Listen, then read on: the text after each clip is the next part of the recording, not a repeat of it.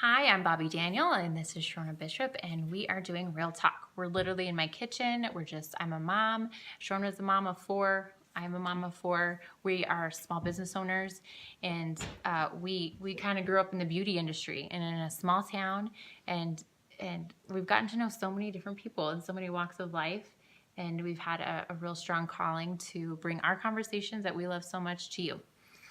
Absolutely. So why are we doing this? Who are we? Why do we get to speak to any of this? And why should you listen to any of our Real Talk videos?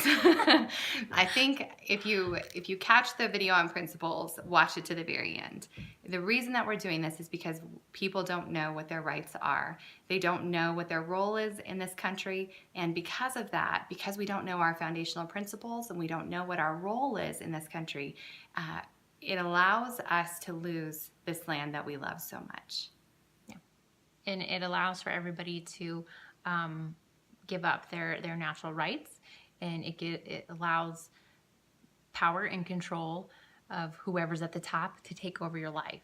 That it allows for your neighbors, your nosy neighbor. Could you imagine like your nosy neighbor like telling you what to do all the time? Ugh. Or being in charge of your life. And so really that's what's at stake here and around the world. And it's very important that we be educated. And I just didn't think that was reaching the normal everyday person. I didn't feel like real education was meeting me. Right. And so I want to be that for my network and for other just normal people. And really the goal was for normal, regular people eventually to understand how this country operated and what your responsibility was in order to make this country continue to be the greatest country in the entire world, because it is. If you were not sure about that, I'll just let you know. It is. One of the things that we see is, number one, civics are not being taught in our schools. So we have a generation of children that are being raised up that don't know who they are, what makes America so great, and why we are the beacon, why there is the American dream, but there's not the Slavic dream, or there's not the Indian dream. It's the American dream that people run after. What are the principles that have established us and that are timeless, that will never go away, no matter what the culture says, no matter what the trends say, no matter what Cosmopolitan says? What are those principles that we have to know, we have to cling to, so that we know when something's not right, we know that we can affect it, and we can make a difference in this land, because this land impacts the entire world. It does. And I was so disappointed in a president here and a president there, and so I was like, man, like I can't live like this. I can't live in this where I put so much faith in government. I put so much faith in a politician to make everything better.